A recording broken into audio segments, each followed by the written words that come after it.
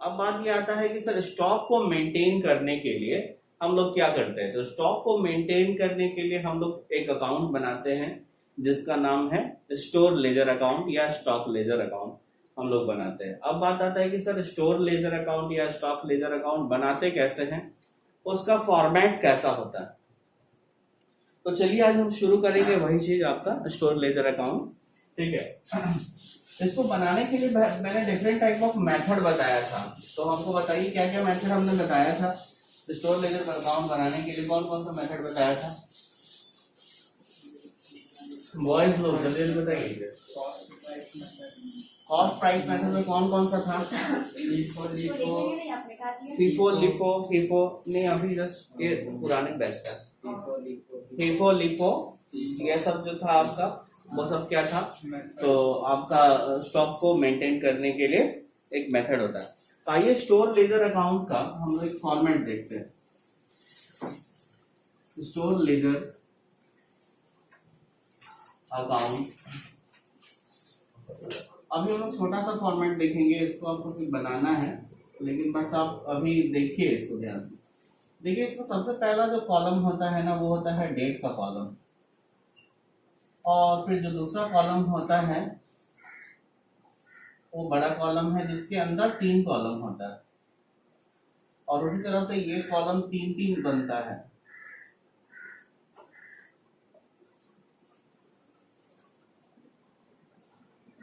इस तरह से मिला करके टोटल मिला के 10 कॉलम हो जाते हैं, 3-3 इधर और एक डेट का कॉलम, तो टोटल मिला करके 10 कॉलम हो जाता है। तो पहला जो कॉलम होता है, ये जो पहला जो 3 का कॉलम है, उसमें हम लोग लिखते हैं रिसीप्ट, और दूसरा जो कॉलम होता है वो होता है इशू, और तीसरा जो कॉलम होता है वो होता है बैलेंस का। अब इसका मतलब क्या हुआ सर, एक बात हमको बताइए। जैसे होता क्या है ना कि जैसे हम लोग क्या कर रहे हैं, पहले वो समझिए। हम लोग क्या कर रहे हैं ना कि जैसे कोई सामान आप खरीदते हैं, ठीक है, जैसे आप कोई सामान अगर आप खरीदते हैं तो होता क्या है कि जैसे आप कोई सामान खरीदते हैं तो आप उसको गोडाउन में रखते हैं, या फिर अगर आप बनाने के लिए चल रहे हैं, अगर मान लीजिए बनाने के लिए ही लेके चलते हैं, तो जैसे मान लीजिए इस पेन का ही मैन्युफैक्चरिंग करना है, तो पेन का मैन्युफैक्चरिंग करना है तो हम लोग को प्लास्टिक खरीदना पड़ेगा, हम लोग को एल्युमिनियम खरीदना पड़ेगा, ठीक है। और इसका जो शेपिंग है, जो ये रूप में आ गया है, जैसे ब्रश खरीदना होगा, इंक खरीदना होगा, है ना, तब ना फिर इसको हम लोग बना पाएंगे, पेन को बना पाएंगे। तो इसके लिए जो रॉ मटेरियल लगता है वो हम लोग क्या करते हैं, परचेज करते हैं, खरीदते हैं, और उसको हम लोग कहाँ रखते हैं, गोडाउन में। और फिर जरूरत के अनुसार जितना हमको चाहिए, जितना हमको बनाना है, उसके अनुसार फिर हम फैक्ट्री में भेजते हैं, जिसको हम लोग क्या बोलते हैं, इशू करना। फिर से समझिए, जैसे कोई सामान आता है, जैसे रॉ मटेरियल हम खरीदे, तो जो रॉ मटेरियल हम खरीदेंगे वो कहाँ पर आएगा, रिसिप्ट में आएगा, ठीक है। उसके बाद जैसे अगर आप फैक्ट्री के लिए निकाले हैं, ठीक है, फैक्ट्री के लिए आपने क्या किया, निकाला, तो उसको हम लोग बोलते हैं इशू करना, ठीक है। जैसे मान लीजिए कि 200 यूनिट आप खरीदे, 200 यूनिट माल आया आपका 10 रुपया करके, ठीक है, तो ये 2000 रुपए का माल आ गया। तो पहला डेट को मान लीजिए 1 तारीख को आपका सामान आया, अब दूसरा डेट को क्या हुआ, मैन्युफैक्चरिंग के लिए अब आपको भेजना है। तो हम लोग क्या करेंगे कि ठीक है भाई, तो पहला डेट को 1 तारीख को अगर हम बोले 1 जनवरी 2020 को आपका गुड्स कितना है, बैलेंस कितना होगा बताइए। यही जो पहला जो माल अभी आया है वही होगा मेरे पास बैलेंस। तो हम लोग बैलेंस में इसको दिखा देंगे, हम लोग बोलेंगे भैया हमारे पास 1 तारीख को बैलेंस कितना है, 200 यूनिट 10 रुपया करके 2000 का, ठीक है। और फिर अब क्या हुआ कि दूसरा तारीख को क्या हो रहा है, 2 तारीख को हम लोग बोल रहे हैं कि अब इसमें से कुछ सामान लेके जाएंगे कहाँ, फैक्ट्री में बनाने के लिए। माल निकल रहा है आपका, फैक्ट्री जा रहा है। तो अगर माल फैक्ट्री जा रहा है तो इसको लोग बोलते हैं इशू करना, ठीक है। एक एक डेट के बाद क्या किया जाता है, इसको घेरा जाता है इस तरीके से। जैसे एक डेट का काम खत्म हुआ ना, एक डेट को हम लोग घेर देते हैं। अब दूसरा तारीख को मान लीजिए कि कुछ सामान इशू किया गया है, मान लीजिए कुछ सामान निकाला गया है फैक्ट्री से, ठीक है, तो उसको हम लोग क्या बोलते हैं, इशू करना। जैसे मान लीजिए कि 50 यूनिट इशू हुआ, तो पहले से जो माल है वही ना इशू कीजिएगा, यही माल था आपके पास पहले से। यहाँ पर देखिए यही माल 200 यूनिट आपके पास पहले से माल है, ठीक है। तो इसी माल में से आप निकालेंगे तो उसका रेट क्या है, 10 रुपया। तो 10 रुपया करके आप निकाल देंगे। तो अगर हम आप पूछे कि बैलेंस कितना बचेगा, तो हाँ 500 होगा सर। तो अगर हम आपसे पूछे कि यहाँ पर अब कितना बैलेंस बचेगा, तो 1500।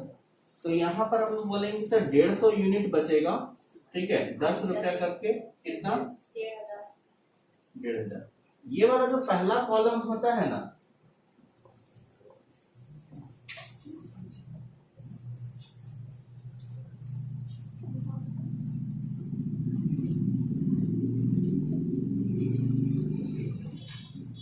पहला जो कॉलम होता है, पहला 3 जो कॉलम होता है, यहाँ पर लिखते हैं क्वांटिटी, QTY लिख रहे हैं हम, quantity.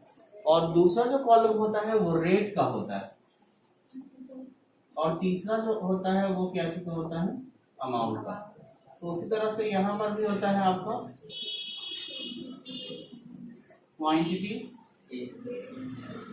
Rate, amount. Quantity, rate, quantity, rate और अमाउंट, ठीक है। मतलब कि जो जो फॉर्मेट है कुछ इस प्रकार का है, जिसमें आपका जो पहला कॉलम होता है वो रिसिप्ट्स का होता है, दूसरा इशू का होता है, और तीसरा बैलेंस का होता है।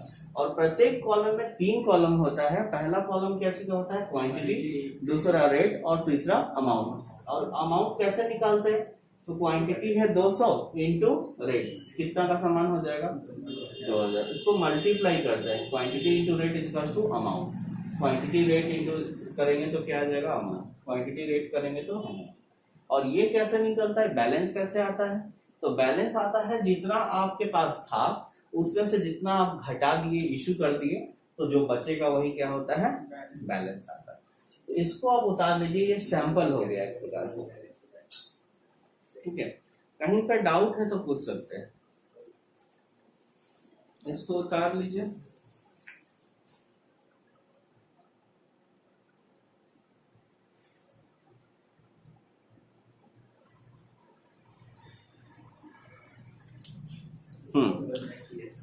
तो अब आइए देखिए,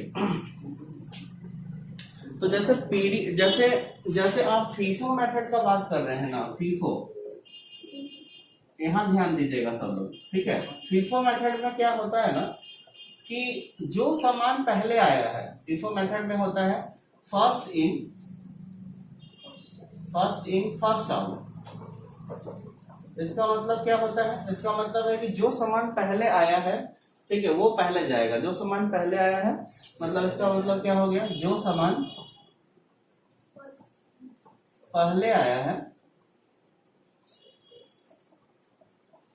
उसे पहले निकाला जाएगा।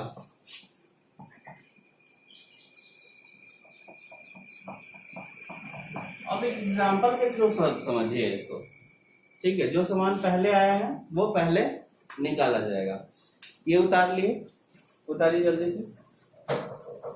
फीफो मेथड में यही होता है कि जो सामान पहले आया है वो पहले निकाला जाएगा। अब कैसे होगा, क्या होगा, अब उसको देखिए एग्जांपल के थ्रू हम आपको बताते हैं।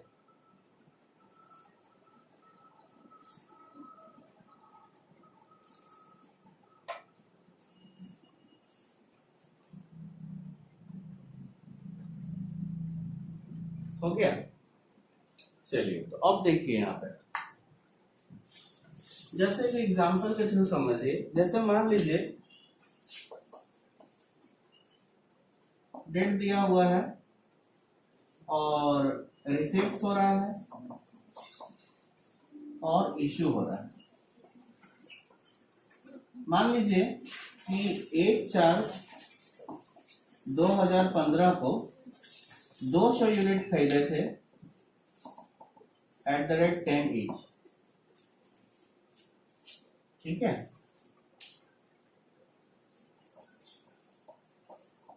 फिर क्या हुआ कि 3 तारीख को और माल खरीदे, 400 यूनिट खरीदे 8 रुपया करके, एट द रेट कितना 8 इंच।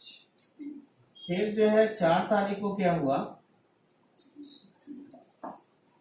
इशू किए 300 यूनिट, 300 यूनिट।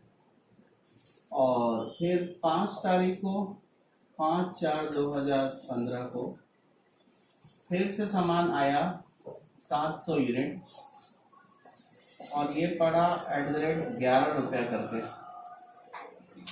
और फिर इशू किया गया 6 तारीख को 6/4/2015 को 400 यूनिट इशू किया गया। आपसे बोल रहा है क्या, बनाइए prepare stores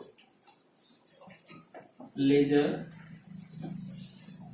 account and calculate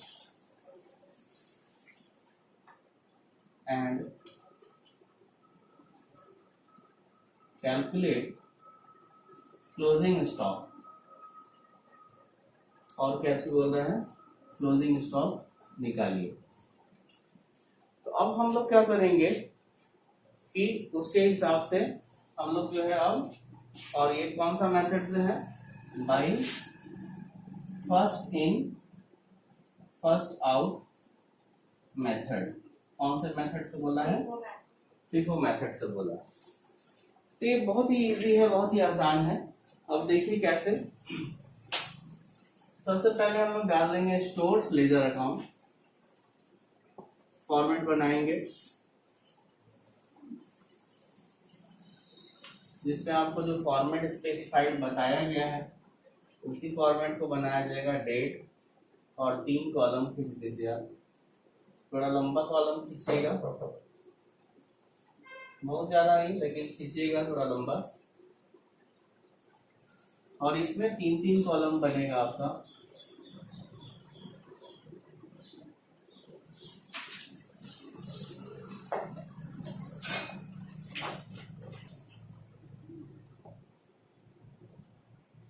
लिख दीजिए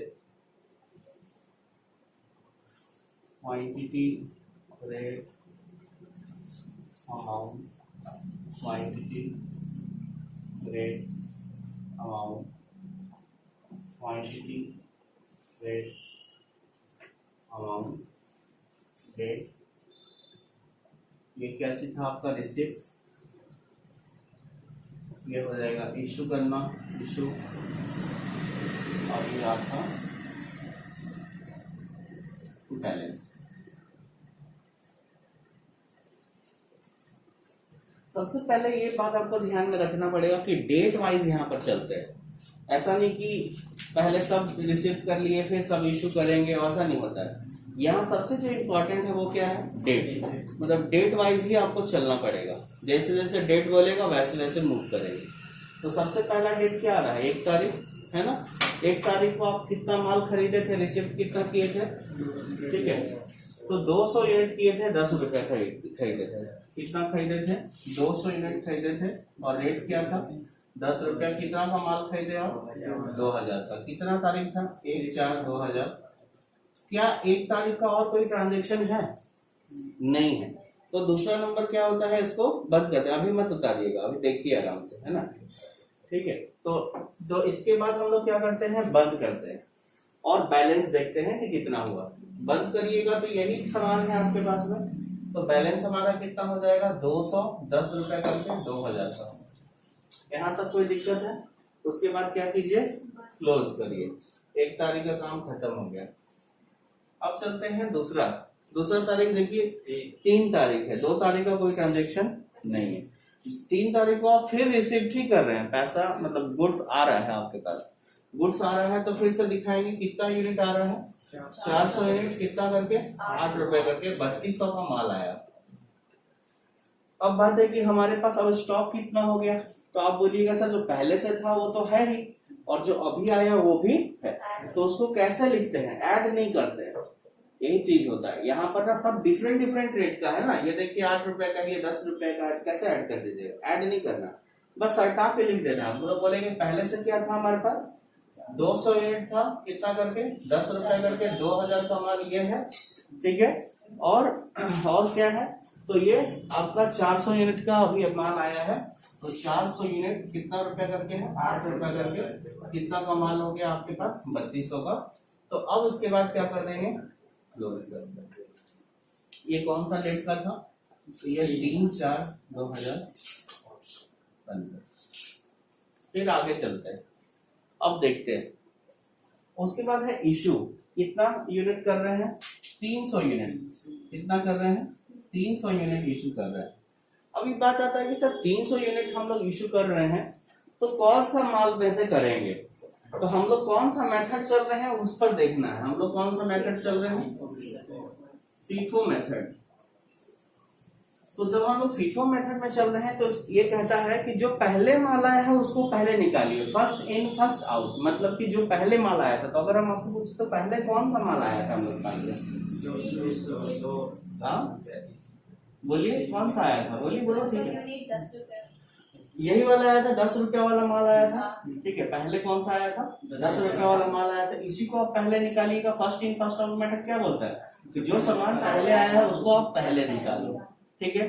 तो आपका 300 यूनिट निकालना है भाई, ये भी ध्यान रखना है 300 यूनिट निकालना, लेकिन अभी आपके पास कितना माल है 200, तो पहले आप इसको 200 निकालिए।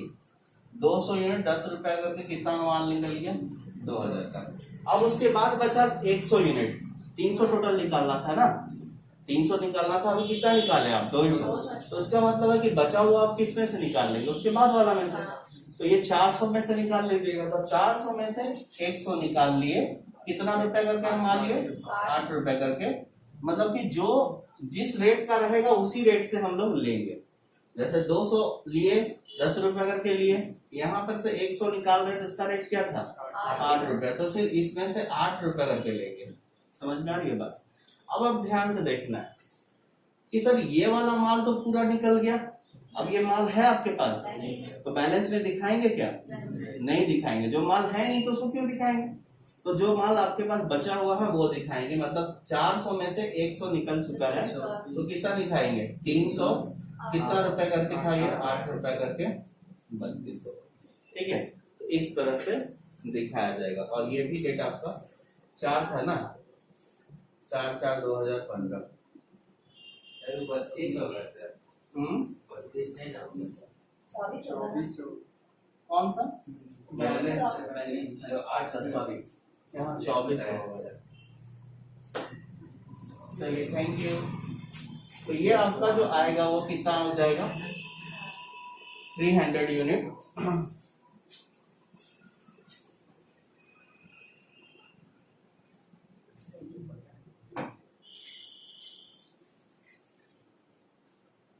तो ये आपका कितना हो जाएगा 300 यूनिट निकल गया आपका।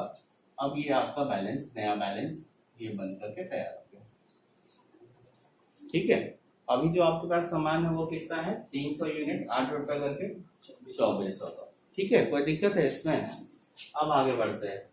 4 तारीख के बाद कौन सा डेट आएगा 5 तारीख। 5 तारीख को आप फिर खरीदे हैं, रिसिप्ट किए हैं, तो फिर खरीदे हैं मतलब 700 यूनिट खरीदे हैं, कितना रुपए करके खरीदे हैं, तो 11/7/77 हो जाएगा। 7700 का सामान आप खरीदे हैं, और आपके पास पहले से कितना था ये वाला यूनिट था, तो आप पहले वालों को पहले उतार दीजिए जैसे था वो वैसे, और फिर जो नया सामान खरीद के आ रहे हैं इसको आप उसी तरह से हटा के बस लिख देना है। तो कितना डेट का था 5/4/2015, ठीक है। ये क्लोज कर दीजिए। उसके बाद आते हैं 6 तारीख। 6 तारीख को फिर अगेन इशू है कितने का 400 यूनिट का। तो अब माल फिर कौन सा निकालेंगे, तो हम लोग देखेंगे कि जो पहले से आया था, पहले जो था उसको पहले निकालेंगे। अभी आपके पास पहले कौन सा हो रहा है 8 रुपया वाला, 300 यूनिट में से निकालेंगे। टोटल निकालना है 400 यूनिट, तो 300 पहले वाला निकाल लेते हैं 8 रुपया करके 2400, और 100 इसमें से निकाल लेते हैं, कितना करके है 11 करके, ठीक है। ये कितना तारीख को है 6/4/15। तो अब कितना बचा आपके पास, ये 400 यूनिट तो निकल गया आपका, तो अब कितना बचा आपके पास में? तो इसमें से पूरा निकल गया, इसमें से 700 में से 100 गया तो कितना बचा? 600 यूनिट, 11 रुपए करके 6600। अगर हम बोले यहाँ पर दो चीज बोला था, एक तो बनाने के लिए क्या बोला था, स्टोर लेजर अकाउंट बनाइए, तो स्टोर लेजर अकाउंट हम लोग बना दिए, ठीक है। और क्या बोला था, कैलकुलेट करिए क्लोजिंग स्टॉक। तो अगर हम बोले क्लोजिंग स्टॉक कितना है यहाँ पे, तो कितना है क्लोजिंग स्टॉक, कौन बताएगा? क्लोजिंग स्टॉक का मतलब होता है जो बचा हुआ सामान है, दैट इज क्लोजिंग स्टॉक। मतलब स्टॉक का क्लोजिंग मतलब लास्ट का। तो क्लोजिंग स्टॉक कितना है, बोलेंगे ऐसे कि closing stock is equal to 600 units at the rate 11 is, that is hour. और यहाँ पे और कोई सामान रहता, और कोई माल रहता तो उसको भी लिखते इसी के नीचे, ठीक है। तो हो गया, इसको बना लीजिए।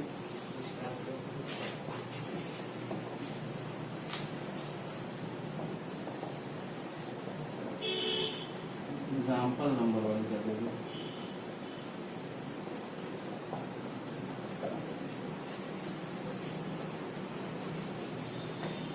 क्वेश्चन भी ऐसे ही रहेगा आपको, ठीक है। और इस तरह से आपको करना है, इजी है बिल्कुल, कोई दिक्कत नहीं हो रहा है। यहाँ तक दिक्कत नहीं हो रहा, आगे भी दिक्कत नहीं होगा।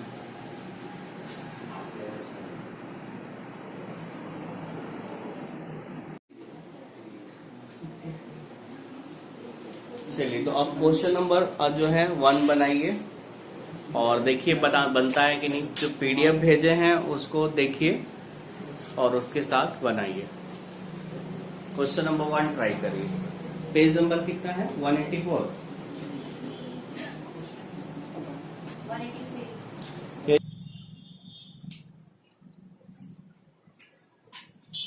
तो आप लोग का बन गया होगा, है ना।